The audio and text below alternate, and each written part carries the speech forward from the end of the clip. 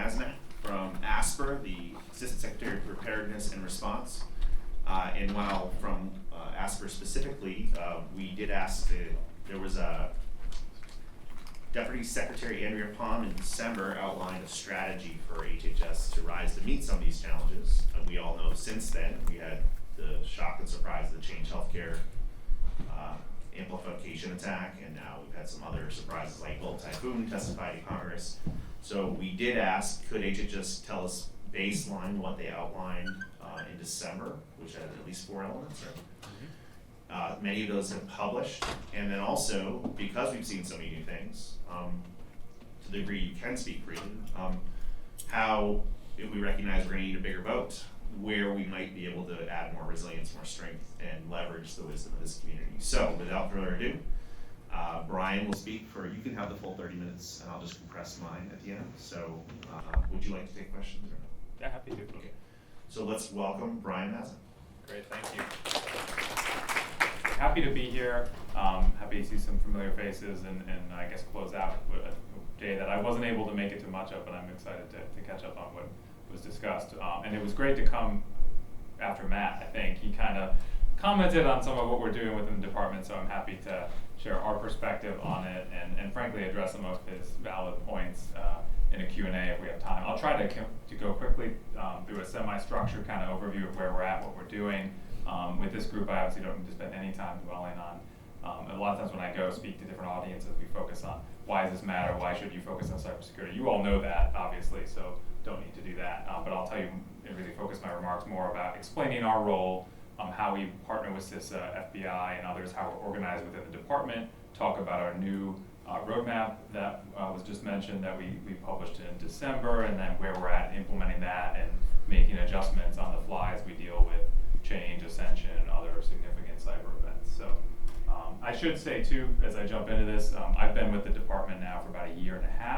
I have a more of a bio-defense background than a cyber background, so not going to be super technical here, but this is a hugely important area for the Deputy Secretary and the department overall because of what we're seeing with the threat just increasing in frequency and sophistication. So first, just to quickly orient, I won't go through everything on this slide. I think you're probably all fairly familiar with this. This came up in the prior session discussing CISA's role as SRMA for a bunch of the sectors and also as the national coordinator. HHS is the sector risk management agency for the healthcare public health sector, again, as you probably all know. Within HHS, ASPR has been identified as the lead for that function, and those are the responsibilities.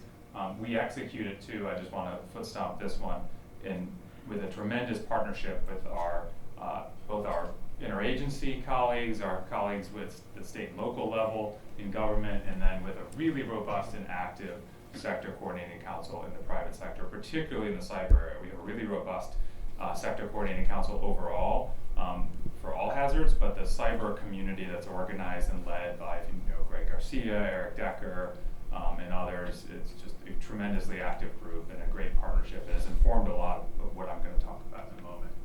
But within the department, just again to orient and kind of explain, and I'm happy in the Q&A to talk a little bit about why ASPR was tagged specifically as the lead, but we are not the be-all, end-all of the SRMA function within the department. It is very much a team effort. I know this is a hard-to-read graphic with not intended to read all the word salad in those boxes. This is actually pulled from the last page of that December concept paper that we rolled out, so if you want to actually digest it, it's online, of course, too. But the point is ASPR serves as the quarterback or kind of central coordinating node within the department, but it's very much a team effort with a number of other key players. I'll highlight a few just really quickly. I think many of you are familiar with the 405D program, which is named creatively after the statutory reference within the 2015 CISA Act. But it is it's been a very effective, I think, element of the department's effort to date. Probably one of the more mature ones, and just working with industry to diagnose the state of the sector, but then more importantly, develop and promulgate best practices. That sits within our office, the Chief Information Officer, along with the HC3 function, which is the Health Sector Cybersecurity Coordination Center. That's really the much more technical focused, threat focused center that puts out a lot of the alerts you see from the department with TTPs, IOCs, those kind of things, and it really sits right on the divide between the department's internal cybersecurity efforts and that external sector-facing role, so it serves both of those missions. So those are two key elements of what we do. FDA, of course, is a regulator, has a major new authorities under the Patch Act that they are using right now that you're probably familiar with. And then there's a bunch of others here, OCR with the HIPAA security rule. But we work closely, we have weekly coordination mechanisms, meetings, and this is a huge area where we're trying to improve that, enhance that coordination so it becomes invisible to the sector itself, that it's just HHS cyber, we all seamlessly interact. And then you heard from CISA, our former CISA already. They're a key partner. We're really fortunate that the deputy director of CISA actually came from ASPR way back in the day, understands healthcare, is a huge friend of ours, and overall our relationship with them is very tight. We work together at the regional level now, which is a relatively new development, but also certainly here in DC. And then we work more and more with the FBI as well, just to footstop that. Really from an incident response perspective, we now have a public health service liaison officer permanently embedded with the National Cyber Investigative Joint Task Force out in Chantilly, and we're lashed together at the hip with them on some of our incident response activities that happen today. Okay, so the concept paper that I referenced, I'll go through it quickly. It's really, in some ways, when you look at it, you're like, duh, this is simple stuff, but it's profound, I think, in its distilled essence of what we think we need to do. This was the product of, we rolled it out in December, and it was a product of really months to a year of effort working with our colleagues in the healthcare sector to do a landscape analysis, which we published. It's on the 45D website and publicly available, to really get feedback, listen, what do we need to do to really up our game to deal with the increasing threat. So again, not really earth-shattering concept here, but we just, in the simplicity of this roadmap, strategy, concept paper, we've distilled it into 4 pillars, and I'll unpack a couple of them in a little more detail. The first is the voluntary cybersecurity performance goals. Matt shared some perspectives on them. I'll get to them in a minute. They're still, we published them in January, late January, but they're very much an iterative thing, voluntary standards that we'll continue to work on. I'll talk more about them in a moment, so I won't go deeper here. The second pillar, and this is one that we've heard for a long time, and it's, I'm sure, come up repeatedly today. They're just, with the way healthcare operates from a business perspective, with the razor-type margins, especially in those rural, those critical access hospitals, the cybersecurity expert, it's their 3rd or 4th job. There's just not, they need more resources. We get it. This is what we put forward in the president's budget, a $1.3 billion program within CMS that would, if we get the support we need from Congress, would enable us to really invest significantly, particularly in those under-resourced aspects of the sector that need more to really bolster their cyber posture and resiliency. We're also, it's not just that proposal. This pillar is really an all-encompassing thing. Just to give you another example, we are on a daily basis looking across the department. We touch healthcare in so many ways with HHS. It's a very large and complicated department. We're looking at every lever we have to try to drive resources and push the sector to increase its cyber posture. Again, this is a huge priority of the most senior leadership within the department. An example of this within just the ASPR sphere is we have a grant program called the Hospital Preparedness Program, HPP, that we provide resources to healthcare coalitions in every state, some large metropolitan areas as well, like New York City, which then distribute those funds for certain purposes to entities directly in their jurisdiction. We actually just launched the notice of funding opportunity for the next 5-year period, and we were very, very intentional when we built that NOFO for the cooperative agreements and under that program to build in an entirely new cyber element. So the recipients of those funds will now be required to do some cybersecurity assessments within their coalition to identify where their greatest gaps are, where they need to focus, which will then help us help them. They're also required to do downtime procedure exercises generally, but then specifically for cyber scenarios, they're required to use one of the new tools we recently put out called the Risk Identification and Site Criticality tool, which we updated in the fall. So we're pushing cyber as hard as we can. And that program has a lot of other purposes. Obviously, we don't want to neglect those either, but we really amplified cyber just as an example of how we're implementing that second pillar. And that's about, it's a $240 million grant program. So some reasonably meaningful amounts of money, but not as large as the 1.3 billion program that we asked for. The third and often the least popular pillar is focused on enforcement and accountability. This is of course inclusive of the HIPAA security rule. That was also in the President's budget, seeking additional resources for the Office of Civil Rights to significantly enhance their ability to do proactive audits, to do a number of things under the HIPAA security rule, but also actually to update that rule itself. So that's something the department is working on presently. But there's other aspects of this too. We're looking again at the different levers and mechanisms the department may have to increase accountability in this space as well. And then the fourth, and the one that's near and dear to my heart, being in ASPR. And I should have introduced myself too. I'm with the Center for Preparedness in ASPR, which is where our Office of Critical Infrastructure Protection sits, underneath the Center for Preparedness, which is where that SRMA function is executed. So as ASPR steps up, we've had this SRMA responsibility for a while, but it's essentially been 2 FTEs that have executed this mission with ASPR. Given the size of it's shocking how under-resourced this function was. So the department in the President's budget is asking for what I think is a modest increase of $12 million to fund the fully fund the stand-up of a cyber division within the Center of Preparedness, which will have a few dozen people once fully funded and staffed out to begin, and that's really, I think, a down payment to build the kind of one-stop shop that we need within ASPR. And again, one-stop shop is, don't take that as ASPR is going to do everything that the department needs to in the space. This is not trying to subsume all that spoken wheel chart, all those other functions, but we just to simply coordinate those capabilities and then engage the sector.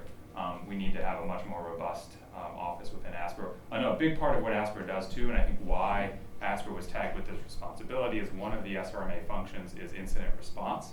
And that's what ASPR's core mission is. We are an emergency response organization. We respond to hurricanes with deployable pop-up hospitals. We respond to pandemics. We have medical countermeasures. We invest in those kind of things. So we are an incident response focused organization, and that's a huge area where the department has grown over the last year and really wants to continue to grow, to play a bigger role in supporting the sector when, unfortunately, they're dealing with a significant incident. And I can talk a little bit in the Q&A, folks are interested what that looked like in change. And Ascension, I was actually on the phone earlier today with the CEO of Ascension. We talk regularly, as you can imagine, as we support that function, and also with the Optum CEO today, actually. But we really want to build out a much more robust incident response capability where we are not just assessing and understanding the potential patient impacts of diversions and regional capacity to absorb when those are in play, but also to actually bring more countermeasures and tools to the table. That goes to some of what ARPA-H is investing in. We want to be able to take as sort of an end user some of those capabilities and have deployable things that we can do to better support the sector.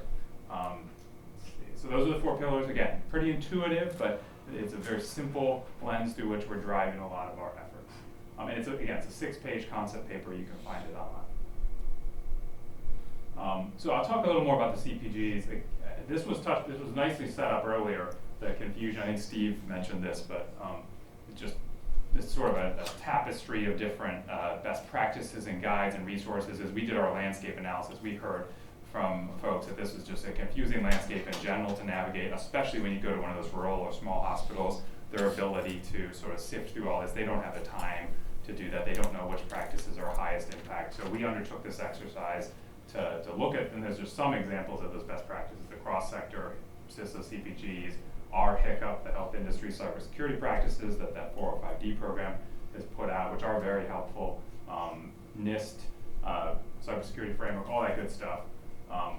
Confusing, so we attempted with the CPGs, which we published in January, to distill that. At least it's not intended to be everything you need to do, but if you have very limited time, very limited resources, these are your core practices to focus on that will help you strengthen your preparedness, hopefully prevent a cyber incident, but also help you recover from one quickly if it does occur. So We work very closely with our partners in industry to develop this initial set. I really want to foot stomp initial set. We plan to iterate on these. I heard earlier, I think Matt mentioned asset inventory is not on there. We've heard that a lot. That's something we'll consider as we iterate. There's reasons why that was the case, but we will continue to update and evolve these based on feedback, based on how the threat picture evolves. This was just the first iteration that we put out there. But they're structured with 2 buckets. So there's 10 essential goals, which are really for those that have entities in the ecosystem that just don't know where to start. The most foundational things, like MFA is one of them. I mean, just really basic stuff. But it's a starting point. And then we have the enhanced goals, which are designed to support those that either as they mature from the essential goals, or those entities that are a little better equipped and can get a more robust posture right out of the gate. And often those are actually just more robust versions of an essential goal. So we have, for example, an incident preparedness goal under the essential ones, which is basically to have an incident response plan. The enhanced version of that is to exercise it, to have the full program of exercising and evaluating and iterating on that plan. So it's just a more robust version of that. We did, when we published these, and there's a PDF version and there's an interactive web-based version. This is just a screenshot on the left of kind of how you can pull the mapping, again, to try to just simplify everything. If you've already mapped to the NIST CSF or to other things, you can sort of see the connections and understand how all these different practices interrelate, and that can be useful for other purposes if you use your implementation of these to meet other objectives. So the mapping is intentional. Hopefully I'll get to Q&A in a second with the time we have left, but on the how to contact us too, I did want to also foot stomp. We launched this gateway website. That's just a screenshot of it. It's at hphcyber.hhs.gov now. We launched that concurrent with and actually used it to sort of first put the CPGs out there. That's a very initial and very, I would say, basic attempt at this point to just get to a single front door for the department. So we'll be evolving that into an HHS Cyber brand relatively soon that ASPR will manage, but it will be a way to find all of the department's resources in a simple, easy to sort of access front door. Right now, it really just has the CPGs up and some basic background in the department's role in this space, but we intend to build out a whole host of tools, resources, and links to other resources. We've jointly published with CISA a toolkit, which we want to build and sort of bake into this site. So there's going to be a lot of growth in this front door. And we have this email address, which is really complicated, right? HHS Cyber at hhs.gov, that we've been using predominantly recently for incident response. We get a ton of hits with the change attack. This was what we were using to triage on a daily basis the small providers who were having trouble accessing some of the flexibilities CMS offered or some of the things that the programs that United Health Group ultimately launched. But we use that a lot. If you have any questions, want to reach out to us, don't know where to start, that's the most basic place. It'll get you where you ultimately need to go. I'll stop there. Well, actually, one other quick thing too, before I open it for questions. So CPGs will be the lens in those 4 pillars through which a lot of our activity is going. But I do want to acknowledge, and I touched on this briefly, but the change attack, obviously for everyone, we knew there was systemic risk, third-party risk. Actually, that's one of the CPGs is built around that, which came out before that attack happened. But it definitely has amplified our focus on that. We are in the process under NSM 22 that I think Steve talked about, really doing a 270-day all hazards risk assessment, but really with a focus and inclusion on the cyber side, especially of those third-party critical junctures. Obviously, that NSM also has launched that SIE process that we're playing into, given from our perch within HHS as appropriate. So that's also going to be the other big framing of a lot of what we do. So implementing those 4 pillars, building out more tools and ways to support the sector, and implementing the CPGs, which will continue to evolve, and then implementing NSM 22. I'll stop there. Happy to take any questions. So I have a question about your Pillar 3. I suspect I already know the answer. I'm a former FDAer. Does that Pillar 3 include funding for FDA enforcement, given Hatch Act, or is that coming separately? And how much money is going to go into FDA for enforcement now that they have all that great authority? Because enforcement is going to be the lever that actually gets some manufacturers to get off their duffs and stop checking the box, but really do it right. We've heard from a lot of manufacturers at MedCrypt, where I work, that, it's being sparsely enforced, so we don't care yet. As long as our 510K gets through, we're good to go. And my reaction to that is, okay, you're not worried about patient safety, you're not worried about having an inspection. What's Yeah. the enforcement looking like? So I didn't mention FDA, but that certainly in the president's budget, they also sought additional investments in that area. They, I think, had a running start because they were already getting some more resources and recently reorganized. Yes, I think all of these are just initial starting points. We're hoping our friends on the Hill support us with, and then we'll go from there. But they're definitely part of that equation too. It's a whole of HHS approach to use all of our accountability mechanisms to try to increase the cybersecurity of the ecosystem. For the folks on the Hill, FDA needs more money. I would amend that to say HHS needs more money, including FDA. Hi, also a former FDA person. The risks we've seen, have they come through medical devices? Where do you see the risks from? We heard the example this morning about Vermont coming through an email. Mhm. So, we want to spend the money where the risks. Yeah. So I would say we built the CPGs in part through an exercise that was framed around how the adversary operates, what were the most common points of entry that we were seeing, and what steps would, and again, that's where it's really simple things like MFA and some of that are, as we all painfully know, all it takes to stop some of the kind of intrusions we're seeing. But it's really all kinds of ways that we're worried too about.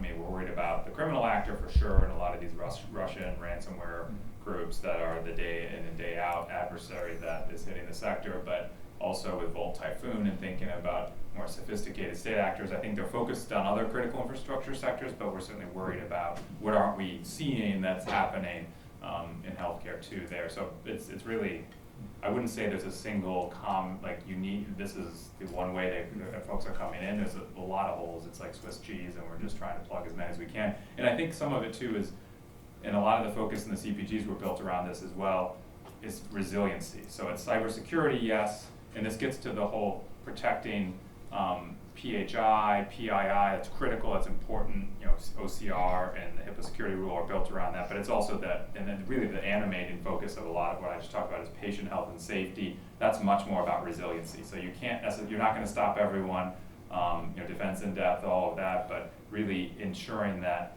when you do inevitably suffer, even the most sophisticated, protected hospitals, when you do suffer an attack, you're in a position to recover quickly. What are the most important practices there to just be resilient? Hi, I find it interesting that you're speaking with the CEO or a top level executive over at Ascension. And I feel like the people that are facing these things daily, and it was over a month, and it's still not back online. Yet they're going publicly on the news saying, it's over, we're back, everything's fine. Everything's still not fine. So I feel like there's such a disconnect between what maybe people on the Hill know and what's going on in hospitals on the ground floor, and it's really frightening. I lived through a pandemic and I thought I saw the worst of it. This took it to a different level. Yeah. So I'm asking you, do your best, my friend. Thank you. So I should say, we engage at multiple, in incident response, in Ascension as an example, we engage for a major attack, that was 19 states, 140 hospitals, big entity. In those instances, we do engage with the leadership immediately to ensure that they understand the importance, they understand what resources we can bring to help them, and also for them to give us information to understand patient impacts. We collect data centrally on diversion status, which systems are down, how are PACs affecting things, but we also engage through our regional team. So we have their leaders weren't engaged. They were nowhere to be found. Yeah, I'm not going to comment on I just that, wonder, but what do you guys really know? yeah, to the point though, that last point, again, we don't just take it's not just that conversation, but we also working with our colleagues at CISA, but we mirror the same kind of FEMA region structure. We have our regional folks directly in contact with providers, with hospitals that are affected at the local level. We're hearing through, I mentioned that HPP program, we have regional project officers under the coalitions that often hear interesting information under the healthcare coalition. So we're collecting data from a number of sources to try to put together a holistic picture. CMS has a bunch of reporting that's required that comes into them that gives us a picture on the diversion status, those kind of things. So we look to create a holistic picture. It's not just that conversation with the C-suite that is where we get information, but I will say that is an important touch point for us in major attacks to frankly put pressure on them to do more. And Change is an example of that, where the secretary himself got directly involved in convening the leadership of United Health Group, of Optum, Change, and other major payers and providers to push them to do more. So we do think that's an important conduit for us to have, but it's not the only one. To try to synthesize and bring this day full circle, at least one thing that's said this morning was, this room and myself, I've been very, hopefully constructive about it, but I'm deeply concerned that the essentials and even the enhanced aim far too low. And even in my own remarks, which I'll gladly share with you later, I showed we've had 12 years of voluntary NIST cybersecurity framework with over 100 controls. The sectors all said it's too hard. White House asked CISA to come up with 38 that everyone should do, and then have SRMAs add wisdom. But what we saw come out wasn't 38 plus wisdom, it was 10 subset, and really, I would say no sector specific wisdom. So double part here, comment / question. During Nate's presentation, he reflected and said, okay, when we were hacked in 2020, and it made a lot of news, we were doing all the essentials, all of them, and most of the enhanced. We're gonna get hit, we're gonna get knocked down. The question is, for how long do we get back up? Do we maintain our continuity of care? So we have the attention, the bicameral, bipartisan support. We have political will. Change just elevated it. So rhetorical a little bit here, but why? The rhetorical part is why less than? I think it comes from historically the assumption that there's no resources, but then we're also hearing from Congress, don't tell us what you want to do, tell us what you need, and we'll figure out if we can pay for it. And so that's part one, and part two, just you can answer one, both, or neither. It seems obvious to me is almost everyone's horror story, whether it was hers from the Ascension attacks or Nate's from 2020, one of the central nervous systems of the entire hospital, one of the most fragile and tangled bits is the electronic medical records. And we didn't see anything yet from this proposal of how do we better hold them accountable. They play an outsized role in the harm, and they also have outsized revenue and profits. So what role could they play in helping to make this all more resilient and secure such that even a disruption doesn't do things? So I think I'm both criticizing lovingly from a place that we have common cause, common purpose. If we do this, is it a placebo or an aspirin, or is this a sufficient dose to cure the disease?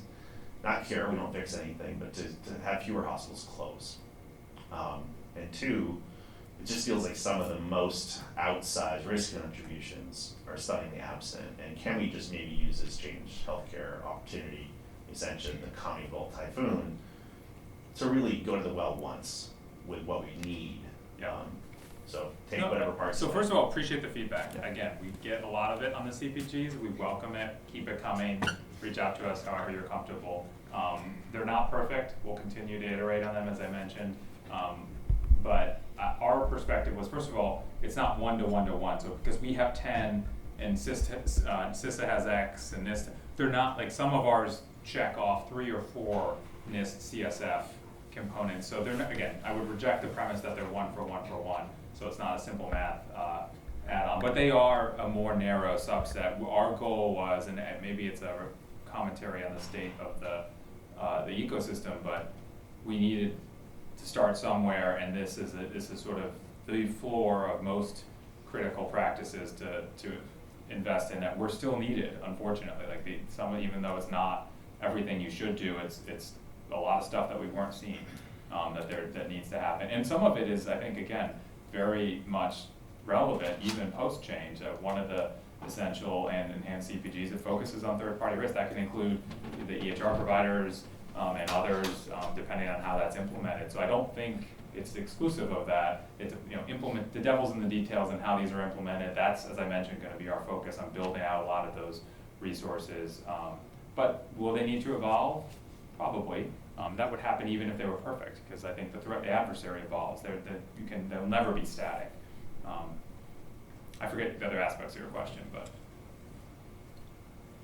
I think, you don't have to say it publicly, the other aspect was, this plan predated change. This plan predated the revelation of Old Typhoon, where the water might get shut off, not the hospital, that it ends up shutting off the hospital. So, to ensure that we're as ready as possible for more disruptions, are there areas you've already realized would be enhancing in near term?